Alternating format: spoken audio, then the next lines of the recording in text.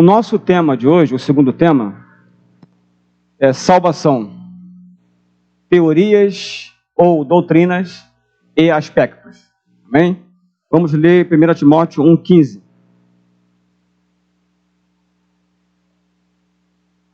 1 Timóteo 1,15.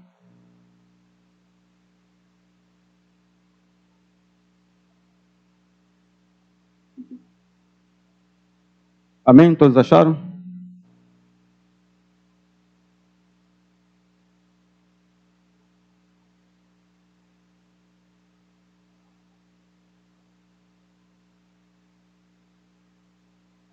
Primeira Timóteo 1,15. Diz assim: fiel é a palavra e digna de toda aceitação, que Cristo Jesus veio ao mundo para salvar os pecadores, dos quais eu sou o principal. Mais uma vez, fiel é a palavra e digna de toda aceitação, que Cristo Jesus veio ao mundo para salvar os pecadores, dos quais eu sou o principal. Oremos. Deus, nós te louvamos, nós te exaltamos, porque o Senhor é soberano, é misericordioso, e a razão de estarmos aqui é porque a sua misericórdia dura para sempre. Obrigado, Deus, pelo privilégio de estarmos aqui na intenção de ouvir a tua palavra, de estudá-la, que o teu Espírito nos conduza. Declaramos a nossa dependência do Espírito Santo para entender a tua palavra, para assimilá-la e para fazer a aplicação correta em nosso viver. Nos ajuda, Senhor, em nome do Senhor Jesus. Amém? O nosso segundo tema, então, é esse, é sobre salvação. Salvação, teorias e aspectos. Teorias ou doutrinas. Nós vamos ver expiação. Dentro dessas teorias, nós veremos expiação, propiciação, substituição, redenção e reconciliação. E dentro dos aspectos, nós veremos justificação, regeneração, santificação. E acrescidos e derivados desses aspectos, vamos ver também a doutrina da adoção e glorificação e também sobre predestinação e eleição. Amém? Eu calculo que esse tema deva ser desenvolvido em mais ou menos 4 domingos, 4 aulas. Amém? Vamos lá então. A pergunta que eu fiz ao desenvolver, ao construir essa matéria foi: por que em 12 temas sobre escatologia, por que inserir um tema sobre salvação? Que relação existe entre salvação, entre soteriologia e escatologia?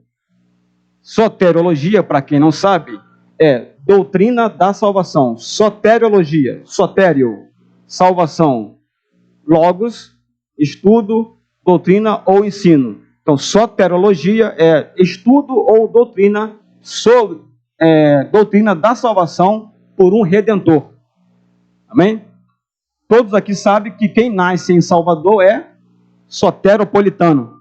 Quer dizer, essa expressão vem do grego, sotero, salvação. Então, que relação existe entre soteriologia e escatologia? A meu ver, na minha percepção, à luz da Bíblia, tem tudo a ver.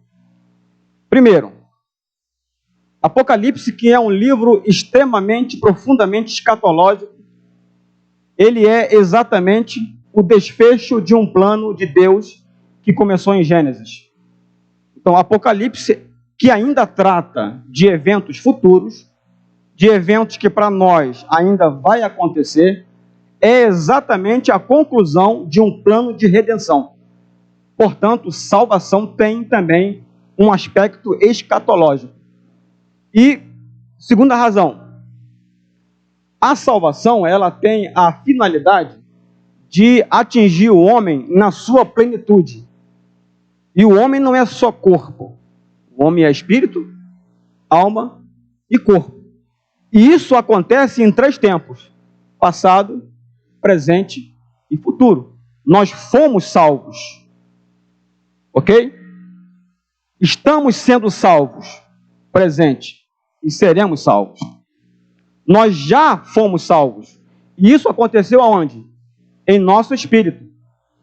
Na salvação, nada mudou com o seu corpo. O seu corpo continua sendo o velho corpo de sempre.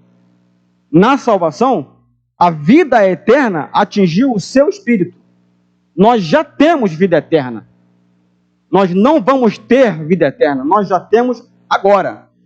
Aquele que ouve a minha palavra e crê naquele que me enviou, tem a vida eterna. Não terá a vida eterna. Não entrará em juízo, mas já passou da morte para a vida. Então, a salvação é tanto passado, quanto presente, e também será futura.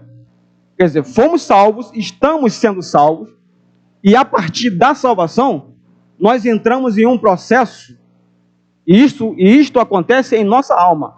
A nossa alma, no momento, está sendo restaurada, está sendo salva, e isso é um processo.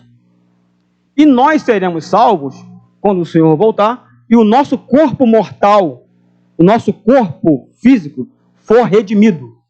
O nosso corpo será redimido. Então, ainda é futuro. Então, salvação tem tudo a ver com escatologia. Amém? Introdução. A salvação é o processo. Olha como é que eu começo essa frase. A salvação é o processo. Salvação é tanto um ato instantâneo, quer dizer, você já é salvo, e nós podemos ter certeza disso. E não é porque você acha, não é porque você sente, é porque está escrito: pela graça sois salvos. Não diz, pela graça serão salvos. Pela graça sois salvos.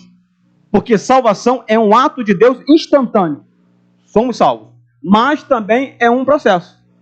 A salvação é um processo. Nós fomos salvos e estamos sendo salvos em nossa mente, em nossa alma. Então, ela é tanto um ato instantâneo de Deus, quanto um processo. Nós estamos numa caminhada sendo aperfeiçoados. Aquele que em vós começou a boa obra, a aperfeiçoará até o dia de Cristo Jesus. Então, salvação é um processo. Salvação é o processo através do qual Deus salva os homens do pecado e de seus resultados. Ele denota o completo processo pelo qual o homem é liberto de tudo que poderia impedi-lo de atingir as grandiosas coisas que Deus tem preparado para ele. Esta é uma palavra fiel e digna de toda aceitação. 2 pontos. Que palavra é essa? Que Cristo veio ao mundo para salvar os pecadores. Esta verdade, Cristo veio ao mundo para salvar os pecadores. Esta verdade é absolutamente digna de confiança. Esta verdade é absoluta, é verdadeira. Esta verdade é fidedigna, é aceitável, completamente aceitável. Cristo veio ao mundo para salvar os pecadores. E esta verdade não é seletiva, não é excludente, ela é abrangente. A salvação não é exclusividade de um povo. A salvação não é exclusividade de um grupo especial. A salvação é abrangente. Cristo veio ao mundo salvar os pecadores. E dentro dessa verdade, ninguém está livre. Todos nós somos pecadores. Então, esta verdade é uma verdade abrangente. Não é excludente, é abrangente. A salvação é o antídoto do pecado. Soteriologia e hamartiologia. O que é hamartiologia? Hamartiologia vem do grego hamartia, que significa desvio, significa erro, impureza, mais logos. Hamartiologia, doutrina do pecado, as suas origens e consequências. Então, a martiologia e soteriologia são complementares. A martiologia mostra a necessidade do homem de salvação. Então, essa doutrina, ela tem a finalidade de mostrar o quanto nós somos pecadores, o quanto nós somos dependentes e carentes de um Salvador. Então, a martiologia mostra a necessidade do homem de salvação. O pecado é a questão, a salvação é a resposta. O pecado é o problema, a salvação é a solução. O pecado é a doença, a salvação é o remédio. É o homem quem pecou, é Deus quem salva. Então, a martiologia mostra a necessidade do homem de ser salvo e soteriologia revela a providência de salvação da parte de Deus através do Senhor Jesus. Então, essas duas doutrinas, a martiologia e soteriologia, são complementares. Em que sentido Jesus morreu por nossos pecados? A resposta encontra-se nas seguintes palavras-chave, aplicadas à morte de Cristo: expiação, propiciação, substituição, redenção e reconciliação. Então, vamos ver agora essas doutrinas, essas teorias sobre salvação. Expiação. Vamos ler João 19, 28 a 30. Eu quero partir desse texto. João 19, 28 a 30.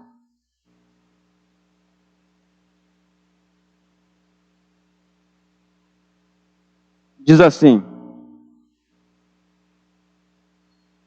depois, vendo Jesus que tudo já estava consumado, para cumprir a escritura, disse: tenho sede. Estava ali um vaso cheio de vinagre.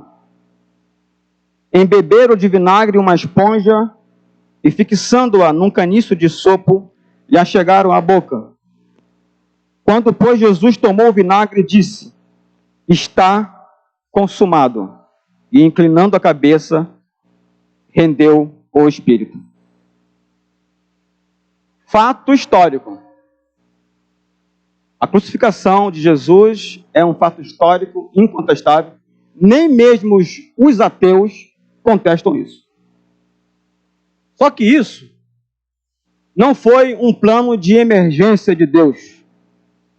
Não foi alguma coisa que Deus foi surpreendido e, de repente, ele teve que tomar medidas urgentes para salvar o homem. A expiação foi pré-ordenada.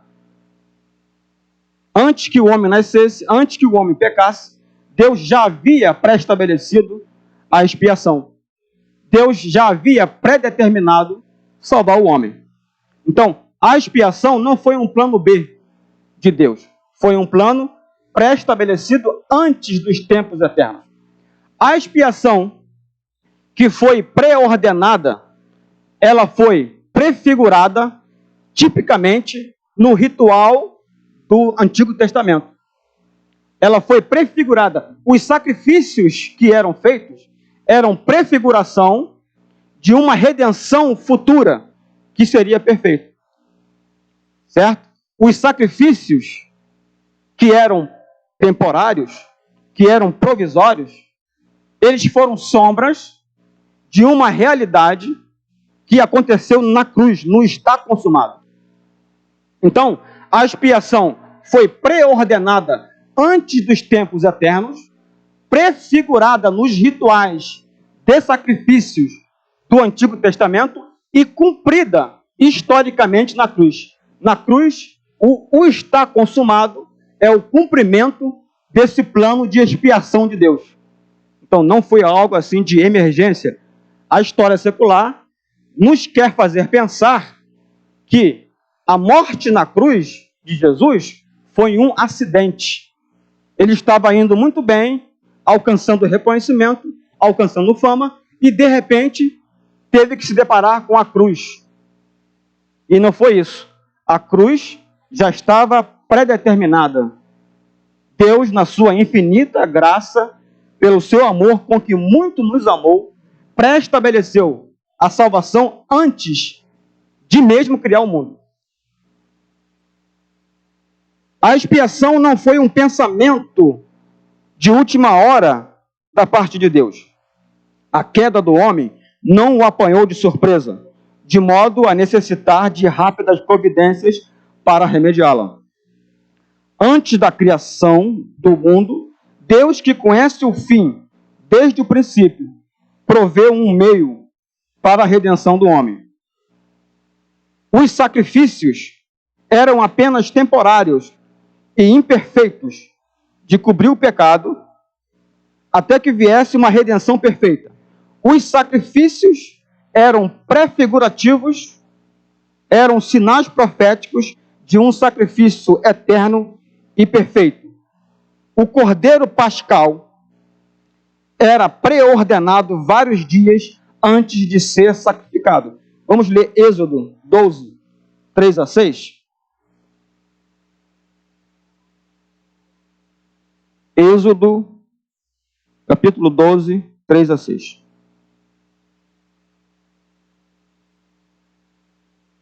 O cordeiro pascal era preordenado vários dias antes de ser sacrificado.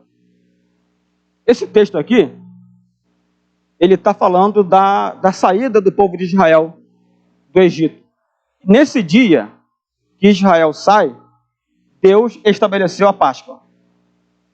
A Páscoa acontecia no 14º dia do mês de Abib. Era o primeiro mês religioso. Israel tem 2 calendários, um calendário religioso e um calendário civil. Então, no primeiro mês, que é o mês de Abib, que para nós cai no mês de março ou abril, certo? No primeiro mês, no 14º dia, era o dia da Páscoa. O cordeiro pascal era imolado, era sacrificado no crepúsculo da tarde, isto é, a hora 9, exatamente às 15 horas. Vamos lá, 12, de 3 a 6. Falai a toda a congregação de Israel, dizendo: aos 10 deste mês, cada um tomará para si um cordeiro, segundo a casa dos pais, um cordeiro para cada família. Mas se a família for pequena, para um cordeiro, então convidará ele o seu vizinho mais próximo, conforme o número das almas, conforme o que cada um puder comer.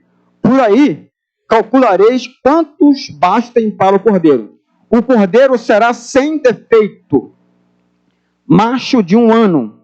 Podereis tomar um cordeiro ou um cabrito, e o guardareis até ao 14º dia deste mês. E todo o ajuntamento da congregação de Israel o imolará no crepúsculo da tarde. Esse cordeiro era pré-selecionado. Era escolhido antes da Páscoa. Quantos dias? 4 dias. Certo? Ele era escolhido, ele era pré-escolhido e ele era examinado. Por quê? Se o cordeiro pré-selecionado, pré-escolhido, tivesse um defeito, ele não poderia ser oferecido. Ele não poderia ser sacrificado. O Senhor Jesus Cristo, antes de ser crucificado, ele entra em Jerusalém, exatamente 4 dias antes. E ele sofreu esse exame. Ele foi durante 4 dias examinados por Caifás, Anás, Herodes, e coube a Pilatos o parecer final. E Pilatos disse por 2 vezes: eu não vejo nesse homem crime algum. Por 2 vezes Pilatos disse isso: eu não vejo nele crime nenhum.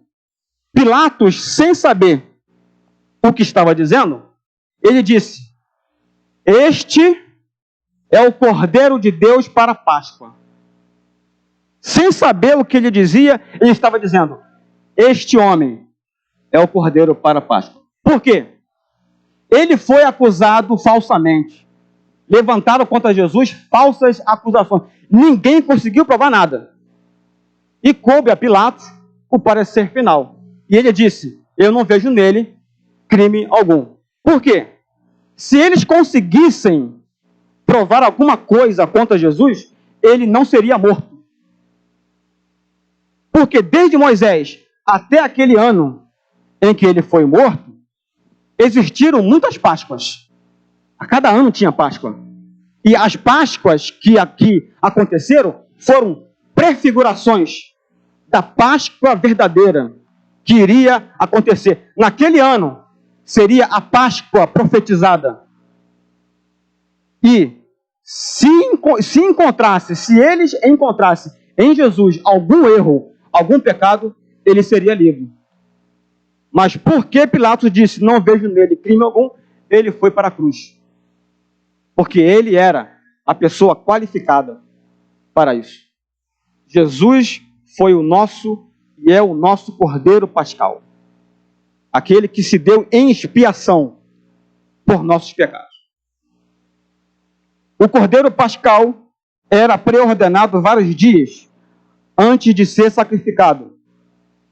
Assim Cristo, o Cordeiro Imaculado e incontaminado, foi conhecido ainda antes da fundação do mundo, mas manifestado nestes últimos tempos por amor de vós. 1 Pedro 1, 19 a 20. Ele comprou para o homem a vida eterna, a qual Deus prometeu antes dos tempos eternos. Deus elaborou um sistema de sacrifícios pelos quais o povo de Israel seria abençoado, poderia se aproximar dele e que apontava para o seu plano de redenção, que seria cumprido perfeitamente através do Senhor Jesus. Expiação. A palavra expiação no hebraico significa literalmente cobrir e é traduzida pelas seguintes palavras: fazer expiação, purificar, quitar, reconciliar, fazer reconciliação, pacificar, ser misericordioso. A expiação no original inclui a ideia de cobrir tanto os pecados como também o pecador. Expiar o pecado, observem bem isto, expiar o pecado, que não é com S, é com X, expiar o pecado é ocultar o pecado da vista de Deus, de modo que o pecador perca seu poder de provocar a ira divina. Então, basicamente, expiação é isso. É cobrir o pecado da vista de Deus, certo? De modo que anule o poder do pecado de provocar a sua santa ira. Então, expiação é isso, é cobertura, cobrir.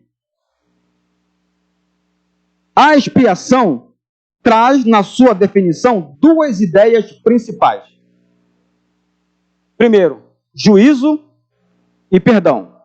Alguns estudiosos, o que eu não concordo, traduzem a palavra expiação na festa que eles fazem, né? A festa de Yom Kippur. Yom Kippur, expiação. Os estudiosos traduzem esta festa para dia do perdão. Não está errado, porque expiação é perdão, é receber de Deus perdão, mas não está completo. Por quê? Expiação fala primeiro de juízo. Todo judeu sabia que ele, ao levar a oferta de expiação pelos seus pecados, ele sabia que quem deveria morrer, porque pecou, era ele. Ele sabia disso. Mas também sabia que Deus, pela sua misericórdia, proveu um meio de trazer um substituto, de trazer alguém inocente, sem culpa, que morreria por ele. Ele sabia disso. Certo? E o dia da expiação não era somente o dia do povo receber perdão de Deus. Era um dia de julgamento. Era um dia terrível. Todos ficavam compenetrados. Todos ficavam preocupados. Por quê? Se Deus não perdoasse a nação naquele dia, a nação seria destruída. Então havia um temor muito grande, porque não era somente perdão, era juízo também. Então, há duas ideias dentro da palavra expiação: juízo primeiro e depois perdão. A expiação não é somente para salvar o pecador. A expiação não é somente uma demonstração do amor de Deus. Ah, Deus perdoa porque Ele é amor. Não é isso. A expiação também é uma demonstração do juízo, da ira de Deus.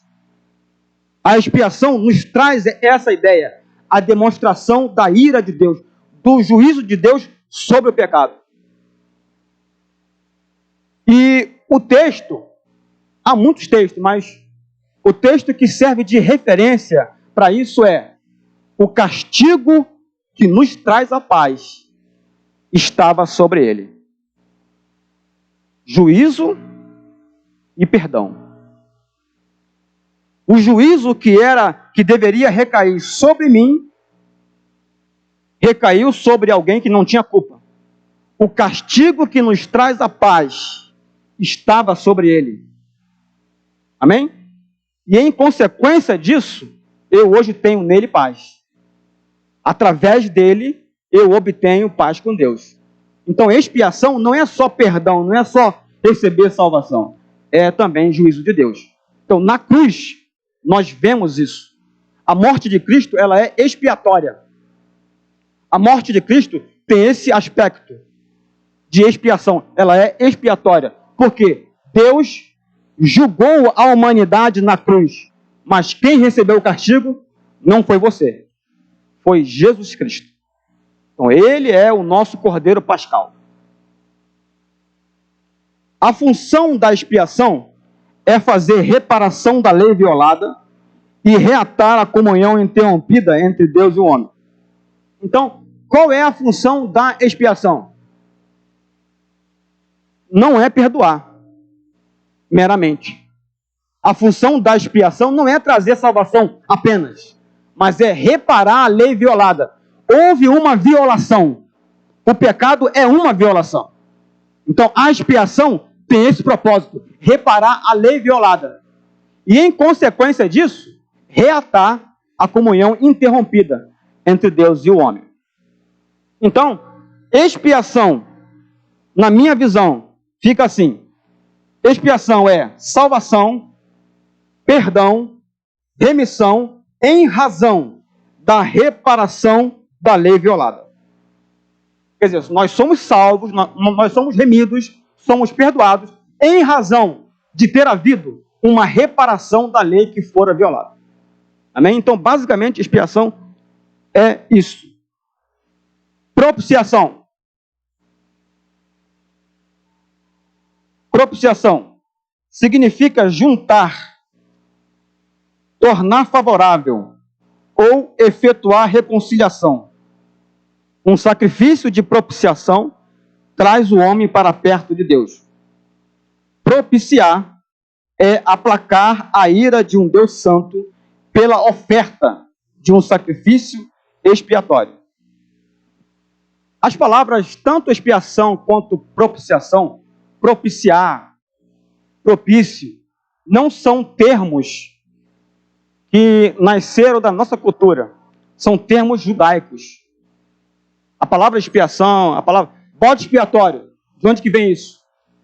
Da Bíblia.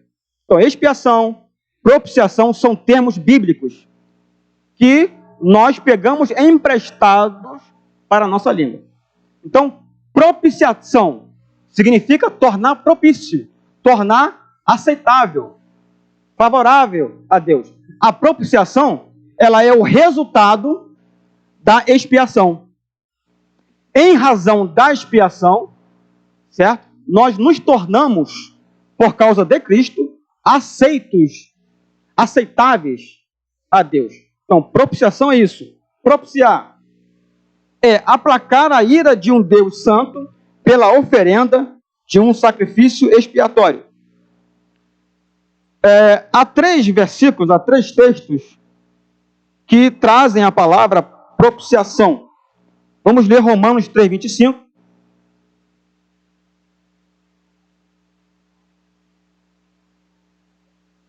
Romanos 3, 25, 1 João 2, 2 e 1 João 4, 10.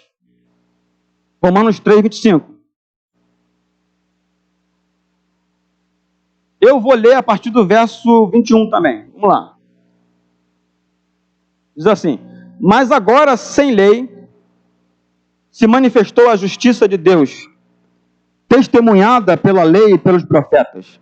Justiça de Deus, mediante a fé em Jesus Cristo, para todos e sobre todos os que creem, porque não há distinção. Pois todos pecaram e carecem da glória de Deus, sendo justificados gratuitamente por sua graça, mediante a redenção que há em Cristo Jesus, a quem Deus propôs no seu sangue, como propiciação. Olha aí. A quem Deus propôs no seu sangue, como propiciação, mediante a fé, para manifestar a sua justiça, por ter Deus, na sua tolerância, deixado impunes os pecados anteriormente cometidos. Então, Cristo, nesse texto, ele é descrito como sendo a nossa propiciação. Pelo que ele fez, que foi um sacrifício, uma oferta de expiação, certo? Pelo que ele fez, ele se entregou por nós, ele sofreu o castigo por nós, em nosso lugar, e em virtude disso, ele nos torna favoráveis a Deus. Ele nos leva para perto de Deus. Então, ele é a nossa propiciação. 1 João 2, 2. Diz assim, eu vou ler do verso 1. Filhinhos meus, estas coisas vos escrevo para que não pequeis. Se todavia alguém pecar, temos advogado junto ao Pai, Jesus Cristo o justo, e ele é a propiciação. E ele é a propiciação pelos nossos pecados, e não somente pelos nossos próprios, mas ainda pelos do mundo inteiro. Então, Cristo, ele é a nossa propiciação, em razão da sua oferta, do seu sacrifício de expiação. 1 João 4, 10. Nisto consiste o amor, não em que nós tenhamos amado a Deus, mas em que ele nos amou e enviou o seu Filho como propiciação pelos nossos pecados. Agora, de onde que vem essa palavra propiciação? No templo, ou na tenda que Moisés construiu, nós sabemos que havia 3 compartimentos. O átrio exterior, ou o pátio exterior, o lugar santo e o lugar santíssimo. No lugar santíssimo, havia uma mobília chamada de arca. Era uma caixa revestida de ouro, uma caixa de madeira revestida de ouro, que era composta de 2 partes. A caixa propriamente dita e uma tampa chamada de propiciatório. É daí que vem a palavra propiciação, certo? Dentro da arca, a arca ela abrigava as tábuas da lei. A lei de Deus é uma expressão da vontade justa de Deus. E o que significa isso? Que Deus não trata impunemente o pecador. É ledo engano pensar que Deus é tão bom, Deus é tão misericordioso, que passa por alto os pecados do homem. Certo? Essa simbologia, entendeu? Essa arca, ela servia para nos lembrar disso. Que Deus é justo. Justiça e juízo são a base do seu trono. Por quê? A arca representava o trono do justo Deus. Representava o governo de Deus, que é justiça e juízo. Mas também ele é misericordioso. Então, justiça e juízo são a base do teu trono. misericórdia e verdade irão adiante do teu rosto, por meio do sangue expiatório. Vejam bem isso. Por meio do sangue expiatório. Aquilo que é um trono de juízo se converte em trono de graça. No hebraico, como no grego, a palavra expressa o pensamento de um sacrifício expiatório. Duas lições estão aqui muito bem claras. Primeiro, as tábuas da lei ensinavam que Deus era um Deus justo e que não passaria por alto o pecado e que devia executar seus decretos e castigar os ímpios. Como poderia, então, uma nação pecaminosa viver ante a sua face? O propiciatório que cobria a lei era o lugar onde se aspergia o sangue uma vez por ano para fazer expiação pelo pecado do povo. Então, uma vez por ano, uma única vez no ano, o sumo sacerdote entrava ali, levando o sangue da expiação, o sangue de um cordeiro sem mancha, sem mácula, sem defeito. E esse sangue era aspergido na tampa. Naquele ano, naquele dia, Deus abençoava o povo por meio de um sacrifício expiatório. Então, Cristo, esta tampa, aponta para Cristo. Ele é a nossa propiciação. Por meio do seu sangue, por meio da sua oferta expiatória, Deus nos concede perdão. Nós obtemos a redenção. Amém? Então, era o lugar onde o pecado era coberto e ensinava a lição de que Deus, que é justo, pode perfeitamente perdoar o pecado por causa de um sacrifício expiatório. O que é propiciação? Propiciação é o resultado da expiação. Amém? Na expiação, Deus executava juízo e manifestava a sua bondade, a sua graça. Então, na expiação, Deus executa a justiça, Deus pune o pecado, certo? E demonstra, revela o seu amor. Então, a morte de Cristo é expiatória e propiciatória. Amém? Alguma dúvida? Terceira doutrina. Substituição. Vamos ler dois textos, 1 Pedro 2,24 e Isaías 53, 4 e 5. 53, 4 e 5. 1 Pedro 2,24. Carregando ele mesmo em seu corpo, sobre o madeiro, os nossos pecados, para que nós, mortos para os pecados, vivamos para a justiça. Por suas chagas, fostes sarados. Isaías 53.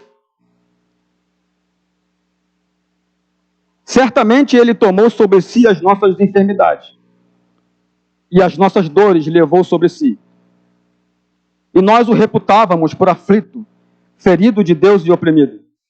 Mas ele foi traspassado pelas nossas transgressões e moído pelas nossas iniquidades. O castigo que nos traz a paz estava sobre ele, e pelas suas pisaduras fomos sarados. Os sacrifícios, ouçam bem isso, os sacrifícios do Antigo Testamento eram substitutos por natureza. Eram considerados como algo a que se procedia no altar, para o judeu que não podia fazê-lo por si mesmo. O altar representava o pecador. A vítima era o substituto do judeu para ser aceita em seu favor. Dessa forma, Cristo na cruz fez por nós o que não podíamos fazer por nós mesmos. E qualquer que seja a nossa necessidade, somos aceitos por sua causa. Amém? Então, substituição. A morte de Cristo, ela é substitutiva. Ou, vou usar aqui um termo teológico, a morte de Cristo é vicária. O que é vicária? Vicária fala de troca. Vicária fala de substituição. Então, Cristo é o nosso substituto. Cristo corresponde àquela vítima que era oferecida no lugar de quem tinha pecado. Ok? E essa vítima, que era inocente, devia ser alguém perfeito. Não podia conter mancha. Certo? Então, Cristo é o nosso substituto. Mas quando você olha para a cruz, você deveria se enxergar lá. Então, quando eu olho para a cruz, quando eu penso nisso, eu me enxergo na cruz. Por quê? Era eu que deveria estar lá. E eu estou sendo na cruz muito bem representado por alguém que não tinha pecado. Alguém que cumpriu os requisitos para fazer aquilo. Por que Barrabás não foi crucificado? Porque ele não reunia em si as qualificações para isso. Porque aquele ano era um ano profético. Aquela cruz central só poderia ser ocupada pelo Cordeiro de Deus, pelo Cordeiro Pascal. E somente um pôde fazer isso. Somente um pode ser o nosso substituto. Então, Cristo é o nosso substituto. Ele morreu em nosso lugar. Se oferecemos a Deus nosso arrependimento, gratidão ou consagração, fazemo-lo em seu nome, pois ele é o sacrifício por meio do qual chegamos a Deus o Pai. O pensamento de substituição é saliente nos sacrifícios do Antigo Testamento. Cristo, sendo Filho de Deus, pôde oferecer um sacrifício de valor eterno e infinito. Havendo assumido a natureza humana, pôde identificar-se com o gênero humano e assim sofreu o castigo que era nosso, a fim de que pudéssemos escapar. 2 Coríntios 5, 21. O que é que diz lá? Aquele que não conheceu o pecado, o fez pecado por nós, para que nele fôssemos feitos justiça de Deus. Aquele que não conheceu o pecado, isto é, ele preencheu os requisitos exigidos. Não tinha pecado. Por isso é que Pilatos deu aquele parecer final. Não vejo neste homem crime algum. Não vejo nele crime algum. Aquele que não conheceu o pecado, o fez pecado por nós. Ele não cometeu pecado, mas ele morreu como se tivesse pecado. Aquele que não conheceu o pecado, o fez pecado por nós.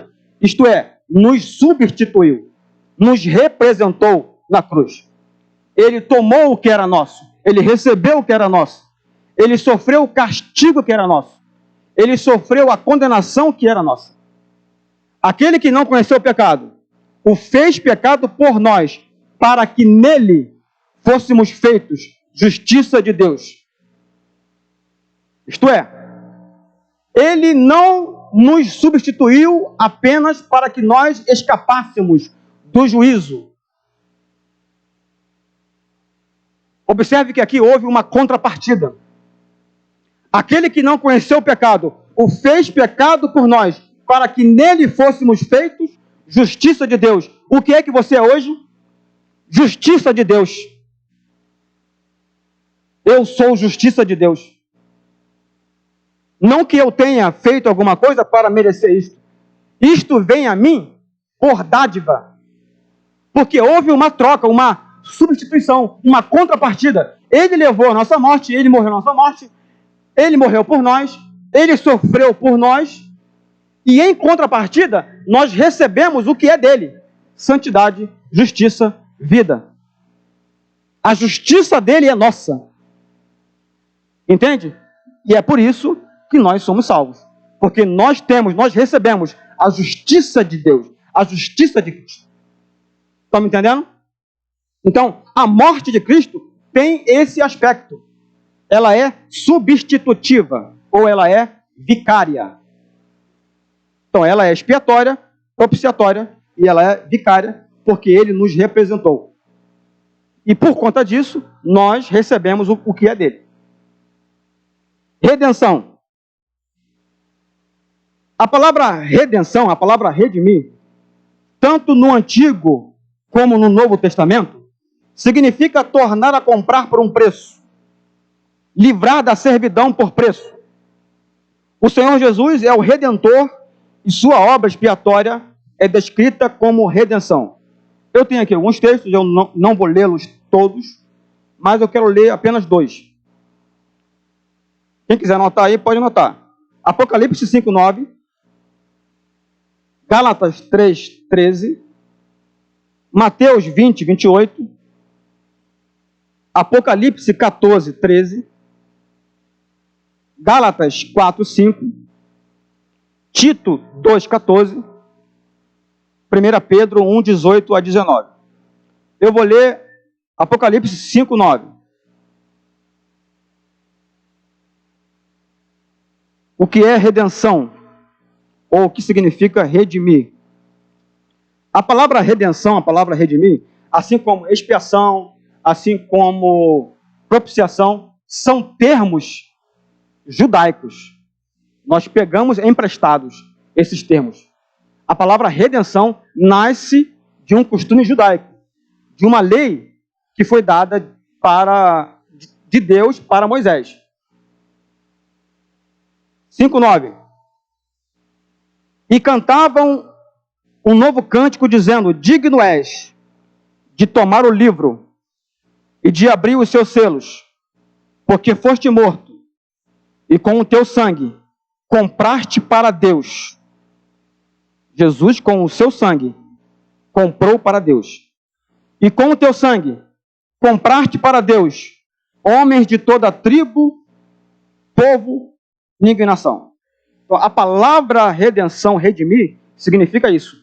Comprar por um preço. Redimir comprando mediante um preço. Vamos ler de onde que nasceu essa palavra, de onde que nasceu essa prática. Levítico 25:47. Faltou ainda eu ler mais um texto. Gálatas 3:13.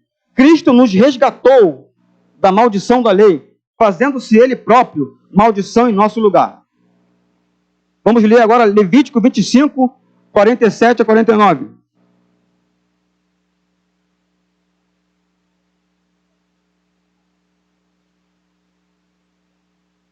Levítico 25:47-49. Diz assim: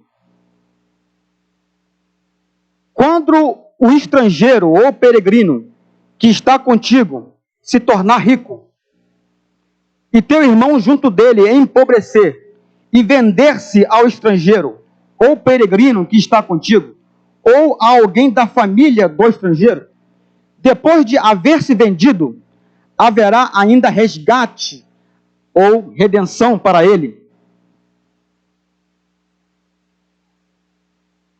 Um de seus irmãos poderá resgatá-lo.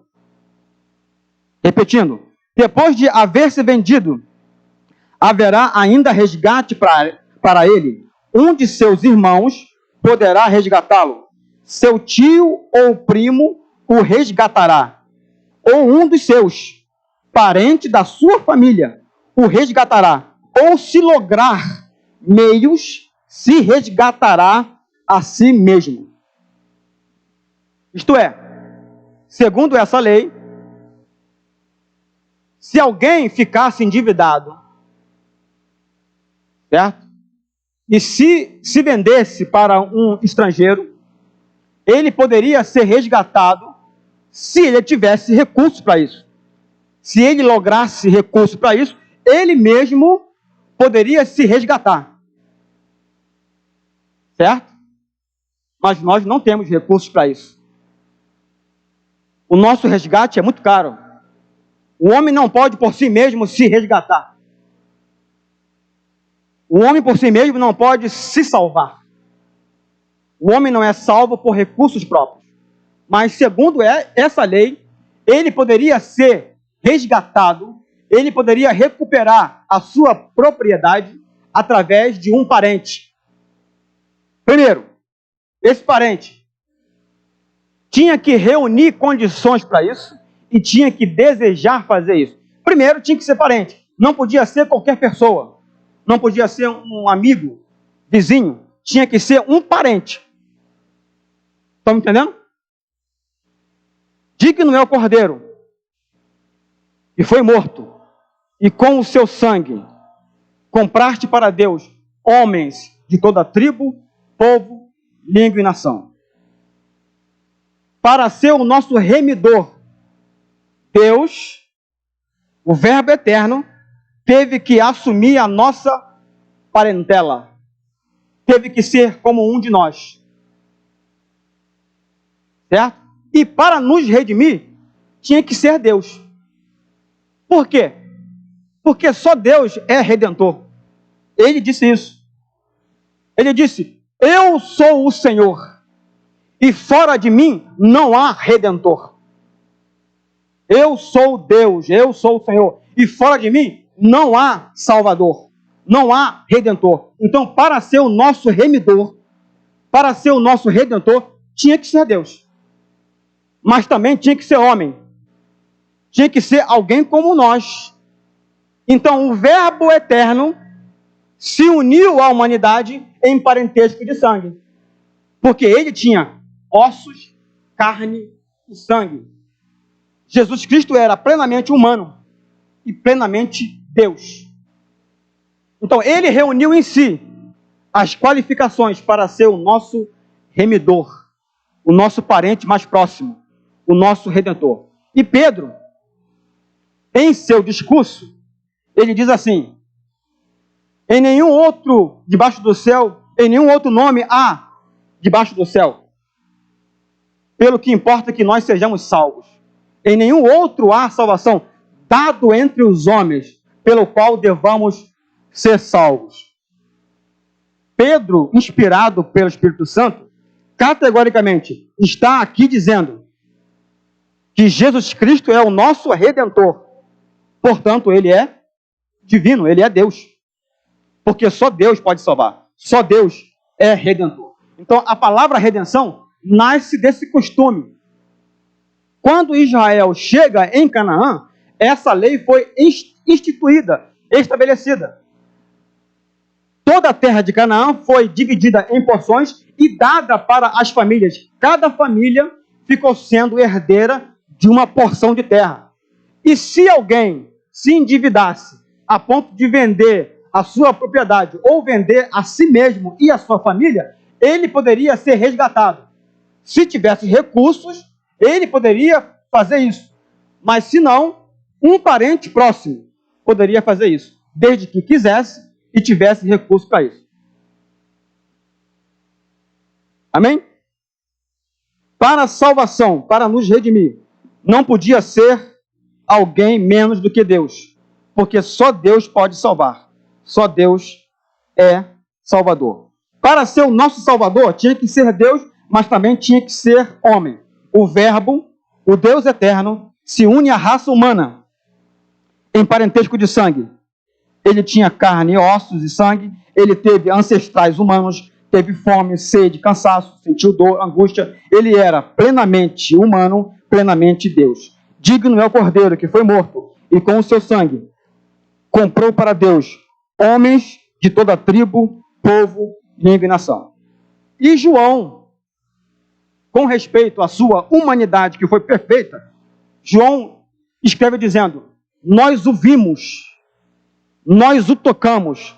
Não era um fantasma, não era uma mera aparência. Nós o vimos, nós o tocamos. A vida se manifestou e nós testificamos. Amém? Falta mais uma teoria, que é reconciliação. O tempo já acabou. Já acabou. E eu quero o seguinte, eu quero passar algumas questões para vocês. Escrevam aí. O que é salvação?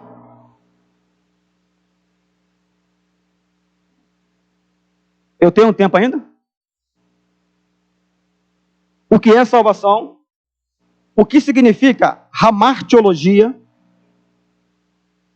H-A-M-A-R, hamar. Alguns falam ramar, eu falo amar. Qual é o certo, ele? Ramar ou amar? Hamartiologia. Está aqui no quadro. O que significa hamartiologia? 3. Em que sentido Jesus morreu pelos nossos pecados?